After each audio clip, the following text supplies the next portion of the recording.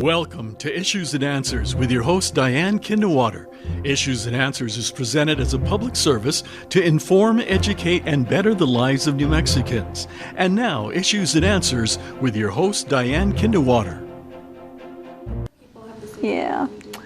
Hi, welcome to the program. I'm Diane Kinderwater. We're commiserating about the status of our country, of our state, of our community, of our neighborhoods. Who hasn't been impacted by this inflation? Who hasn't been impacted by the crime? Who hasn't been impacted by perhaps a sense of hopelessness? Well, my guest today has hope. And again, on this program, it's election time. We know that on Tuesday, November 8th is election time, a very important election. And here at KCH TV, we've extended invitations to the gubernatorial candidates and this time to as well to the congressional candidates. Now, during the primary, we included the sheriff's candidates and lieutenant governor candidates, and those who accept our invitation are right here on KCH TV, being interviewed by me so you can get to know them better. I'm so pleased that a congressional candidate for CD1 is back with us, Michelle Garcia Holmes. She was here during the primary. You got to know her then, and she's here now because she's running in the general election. So voting is now. You have a chance to cast your vote, but on the program today, we're going to talk to her about the various issues and talk about her hope to make me more hopeful, because I've been impacted by this terrible economy, by this terrible crime. I'm sure you have too, but Michelle has some hope for us, so please stay with us. We'll be back with Michelle Garcia Holmes right after this. The National Education Association of New Mexico, a union of teachers and school staff, believes every child deserves to learn at a school that inspires their imagination, cultivates their curiosity, and ensures a fulfilling life. Public schools should provide all our students with small class sizes and one-on-one attention. NEA New Mexico asks you to join us so together we can end the teacher and staff shortage and invest in our public education system once and for all. Sponsored by NEA New Mexico. Welcome back to the program. I have Michelle Garcia Holmes with me, and I want you to see her full face right there on the program today. Thanks. You were here during the primary, now at the big general election. How have you been since? How do you think the economy has been since? Shopping, gasoline, everything. Trying to get people to work, trying to find the products. Okay, enough from me. Let's hear what you've seen on the campaign trail since the primary, since June until now, November election. Yes, and I think, we've got a really good message because my experience and my background hit on every one of the topics that people are concerned about right now. Tell me what they're concerned about and tell me how your experience affects Sure. Well, we're happy we won the primary. Now we're moving on to the general, and we're excited about the general because now I get to meet with independents and Democrats and libertarians and bring them over to our side, right? And just say, look, we have a commitment to America. This is something that came out of the Republican House. House Leader McCarthy released this on Friday, and it addresses the issues here in New Mexico: crime, the border, economy, and accountability. We need accountability in Washington, D.C. There's a lot of out-of-control spending in Washington right now. And so the number one issue, though, that I'm hearing on the campaign trail is crime. People are very upset about the crime. People are upset that individuals who are committing crime, drug cartels, people slinging fentanyl to our young people, to people across America, that they're not being held accountable. To me, we could be prosecuting these individuals, and I want to give everybody hope out there. I have solutions. Some of the solutions I have are some of the solutions we had back when I was a policewoman with the Albuquerque Police Department. And those solutions are working at the federal level to hold these criminals in custody. We have a huge catch and release program here in New Mexico, and these criminals are going in and they're getting right back out before they can even see a judge, even see any kind of level of accountability to hold them responsible for the crimes they're committing. And so my idea is, well, hey, if we can't get them held in custody at the state level, city level, then let's start holding them up at the federal level. Well, that's what they say. It's good that they're prosecuting prosecuted with a federal crime rather than a state crime because they are a little tougher and they hold them. Right, they hold them in custody. And, that's something I've been talking about with people that I've been visiting. I have a rural community, too, as well, in the district. Well, let's talk first. I want to go to these topics, but CD1, where is that now, Okay. ever since redistricting? So if you live in Rio Rancho, I am running to be your next congresswoman. I have all of Bernalillo County. I have all of Lincoln County, DeBaca County, Guadalupe County, a little portion of Valencia County, and a portion of Santa Fe County, more so the East Mountain area of Santa Fe County. And then I go all the way to Roswell. I have the north side of Roswell, which is a portion of Chavez County, and then a little portion of Otero County. I don't want to leave anybody out, guys. And I love the new district. When they did redistricting, I think that they made this seat much more viable because we've been working at the national level with House Minority Leader McCarthy. We've been working with the National Republican Congressional Committee and the Republican National Committee. They want this seat back. And they see it as an opportunity to take it back. Who was a Republican in the seat prior to? Heather Wilson, Congresswoman Wilson, was here over 20 years ago. And I remember Steve Schiff was there. Yes. And they did several redistricting efforts because they redistrict every 10 years. And now I really think we have a much more competitive district. So it's going to be an interesting race because my opponent doesn't have the experience I have working on, the Attorney General's office, working for the largest law enforcement agency in the state. You're the chief of staff? I was the chief of staff there, worked 8 legislative sessions, helped pass the human trafficking bill, our very first human trafficking bill here in New Mexico. I toughened up our child predator laws. And where I got this passion to do that is I spent quite a few years of my career in law enforcement as a child abuse detective. So working these child abuse cases, sex crimes cases, violent crimes, homicides, really inspired me to say, hey, now that I'm chief of staff at the Attorney General's office, we can start to make bigger change and make things better for New Mexicans. But unfortunately, we still have a lot of, I call it, left-wing leadership. And when you have left-wing leadership, it makes it really tough to meet in the middle and say, look, I've got some common sense solutions. Where's your common sense solutions? Let's meet in the middle and get something done. That's the way we used to do things in New Mexico. And at this point now, it's very difficult to get that done. And I think New Mexicans are frustrated. And some of these leaders may have come from out of state, isn't that true? Out of state, I mean, Martin Heinrich is an out-of-stater. He came from the Portland, Oregon area, and now he's serving at one of the highest positions in New Mexico. He's serving in our Senate. Well, I came from out of state as well, from Minnesota, but 38, almost 40 years ago.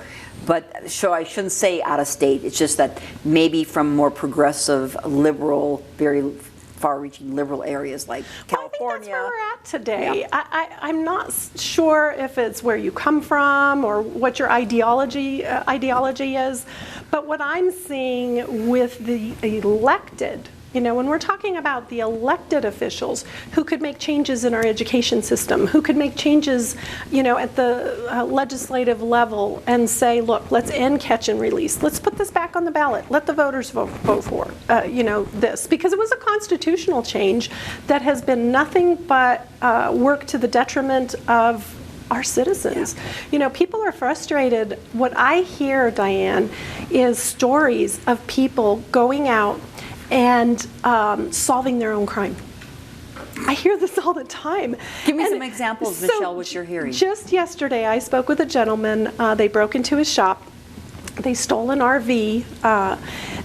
He put it out on Facebook. The description, if you see these guys driving this, please alert me. They found them. They called APD and they said, no, you need to back off. You can't chase these guys. It's dangerous. You don't know who you're dealing with, right? So they said, no, we want our RV back. His 2 nephews chased the guys. They jumped out of the vehicle. They ran into the bosque. I think they called BCSO, the Bernalillo County Sheriff's Office, and the helicopter was up. and flying, and they were all able to track down the individuals and take them into custody. They got their RV. Now, I'm sure as a candidate for a CD1, Congressional District 1, you're not suggesting people solve their own crimes, but you're saying the reality is people We're seeing this more and more. I mean, and it just breaks my heart because it makes it so dangerous for an individual to, chase a bad guy in this day and age. I mean, look what happened to the security guard at Calvary Church.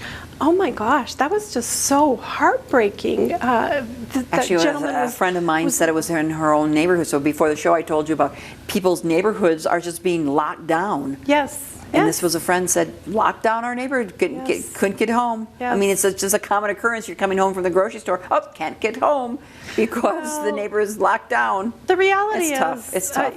Crime isn't out of control. The criminals are out of control.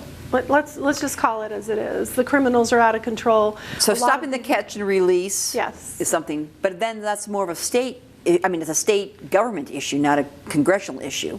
Yeah, but any way that I can help and assist, any of our legislators and maybe good legislation that we see across the country in other arenas, we can funnel that down and give our legislators new ideas on how to do things and how to tackle these. What about issues. The border? Talking about the crime and such, tell me your position on the border. The border is a huge crisis right now. It's not only a humanitarian crisis, but it is a safety crisis for each and every American. We have had more terrorists cross that border, people that are on the terrorist watch list over the past year, and it's unbelievable. Just had 12 people on the terrorist watch list in the month of August try and cross over. The other thing that we're seeing at the border, and we're seeing a lot of Venezuelans, and what I'm being told is that they opened up their prisons and they've released people. Now, this isn't something new.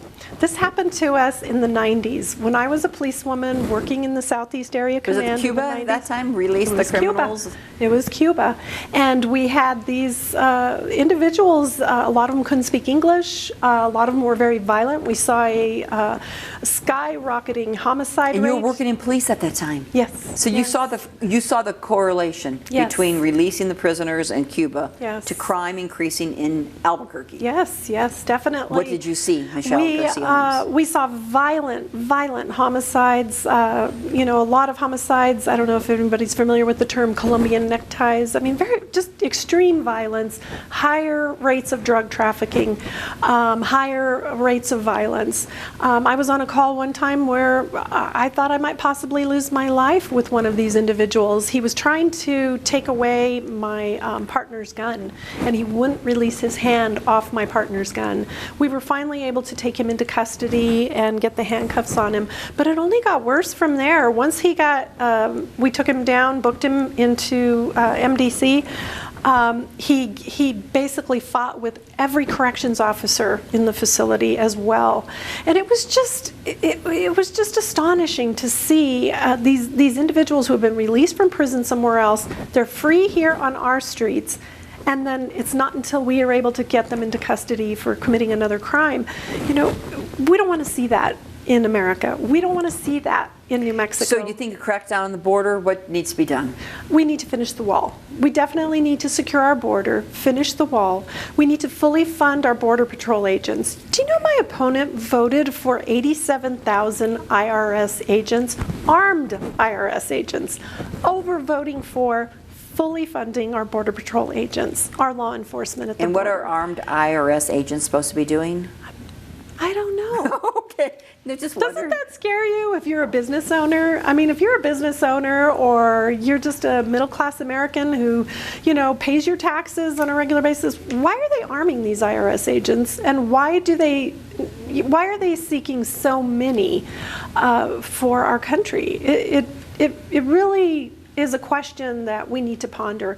But you know what, Diane? We only need to take back 4 seats in the House of Representatives to start turning things around to where we can start working on this commitment to America, turning around the economy, putting more money back in people's pockets, right?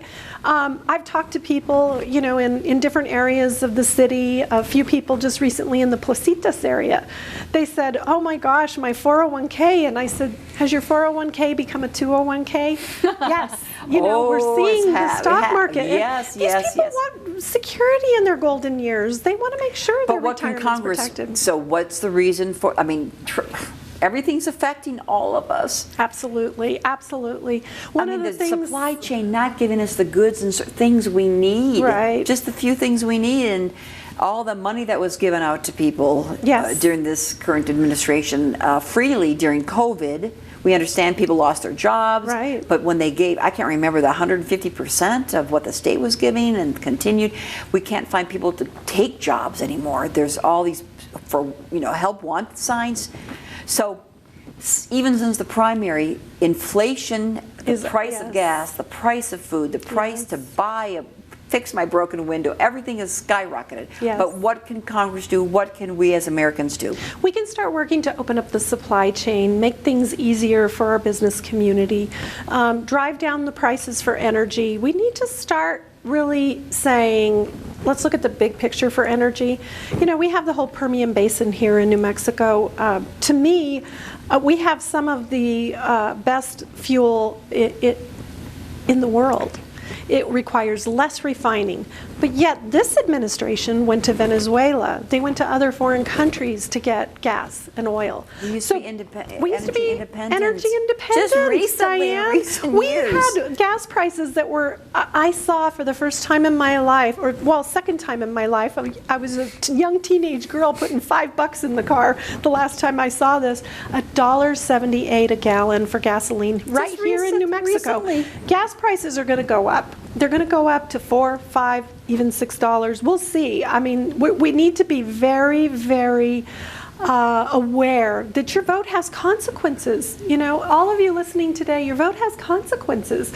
When we elect people who do not apply common sense to the issues that we are facing right now, we are going to start seeing things like $400 electric bills. I just spoke with a gentleman in the park just yesterday, and I said, what keeps you up at night, sir? What keeps you up at night? And he said, the $400 electric bill I just had to pay. He said, we're having to make, really hard decisions. And I said, oh, that sounds like my commercial. New Mexicans are having to make the hard decisions. Buy a gallon of gas, buy a gallon of milk. And he goes, that's you. And I said, yes. I said, I really want to help New Mexicans. I'm just like anybody else. I'm not an elected official. I'm a wife. I'm a grandma. Probably most of all a concerned grandma. Our education system, we're 51st, we're at the bottom of the list.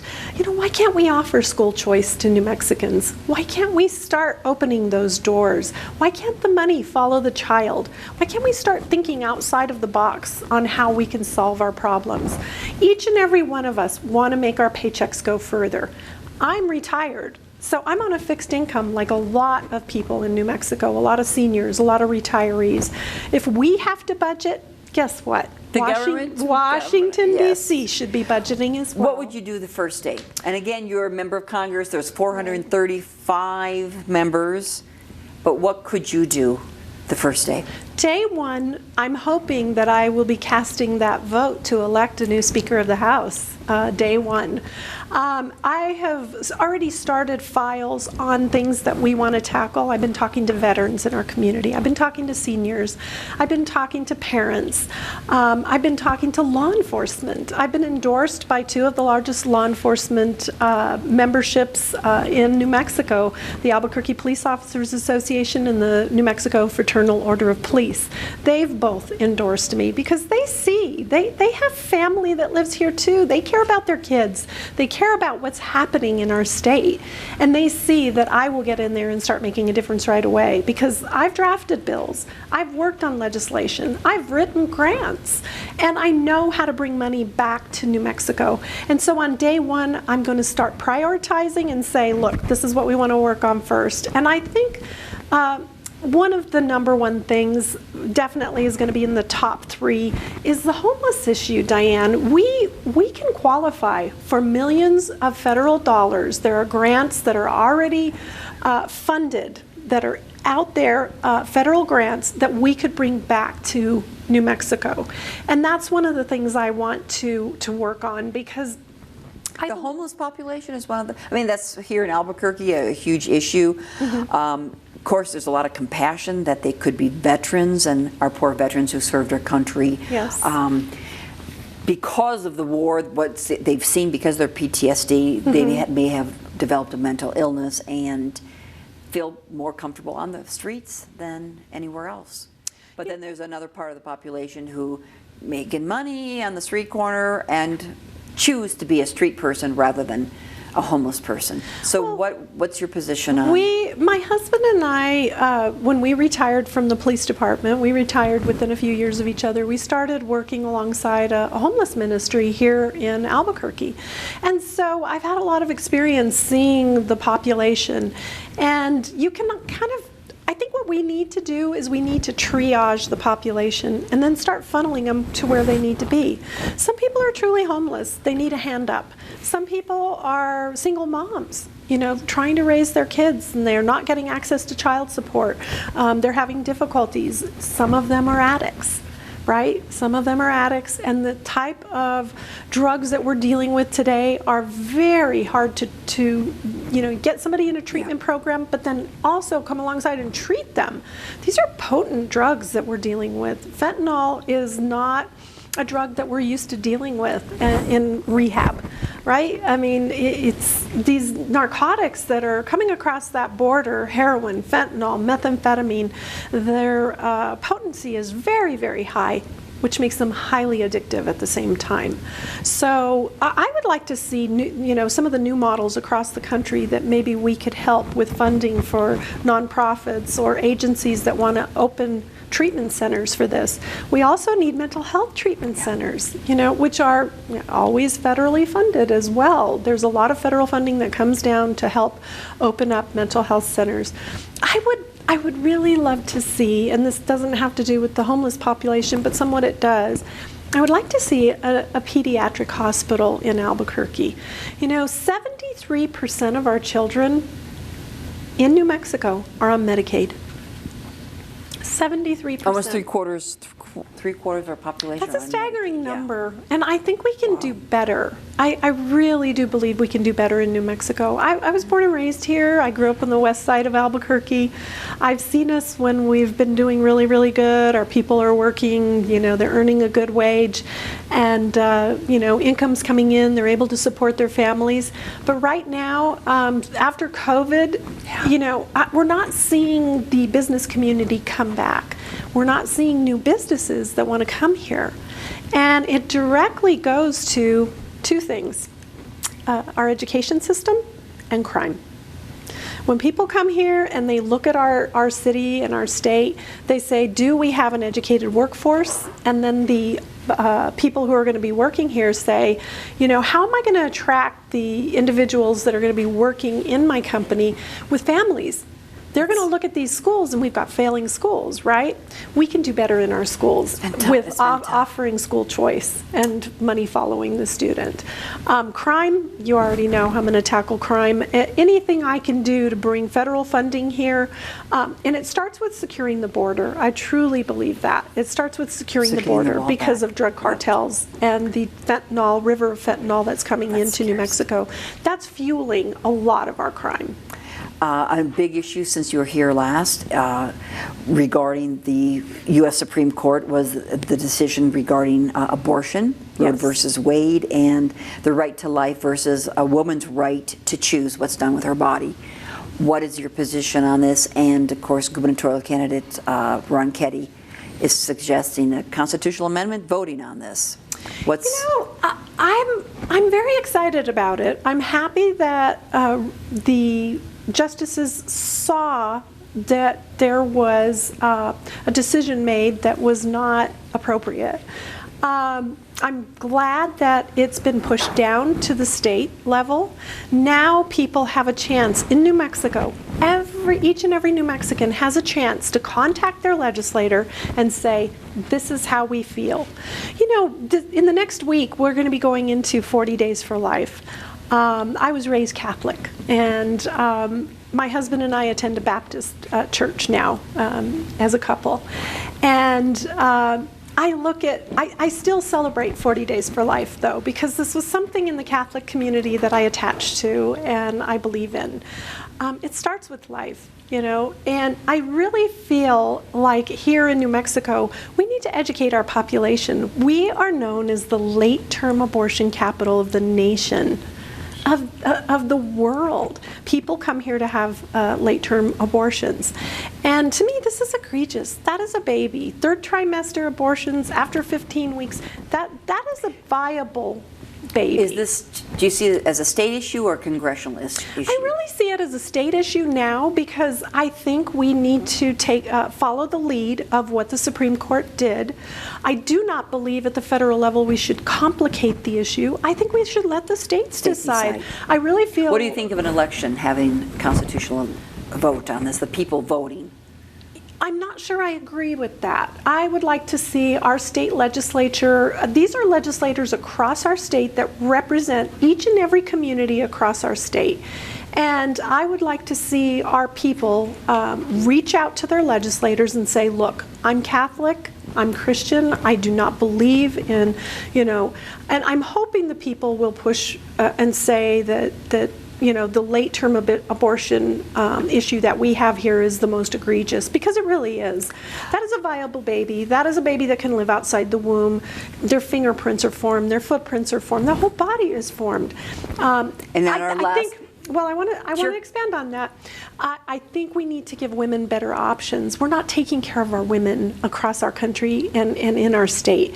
Women need to be informed. Women need to have an opportunity to have an ultrasound before they go through the act of abortion, in my opinion. And I don't think we're offering that here in New Mexico. I don't think we're offering that option except for places like CareNet who operate outside the abortion clinics. Why aren't our clinics offering that? They are not giving women good health care. Secondarily, these abortion clinics are not inspected by the health department. I have never seen the health department inspection report on any of these clinics. And I want to make sure women are taken care of. If they have to have this done, if they have to have a termination of a pregnancy, you don't know what people's circumstances are. I am 100% pro-life. But I understand the reality of it. I think abortion will be here for a very long time. Michelle Garcia, we need to help our women you're make very good passionate decisions. on this, and if they want more, I wanted to talk about the Ukraine and Russia and all these other topics. Are we out Couldn't of get time? to, but we're out of I'll time. come back. But they can come on and Yes. come back, please, and also go to your website if they need Yes, more information. you can go to votemgh.com, votemgh.com, Thank reach you. out to me. Yeah. Michelle Garcia, Holmes, thank you for taking the time to be in this program and all Thanks, you're doing, Diane. running. Thank you for watching. We'll see you next time. Bye-bye. Issues and Answers with your host Diane Kinnewater is presented as a public service to inform, educate, and better the lives of New Mexicans.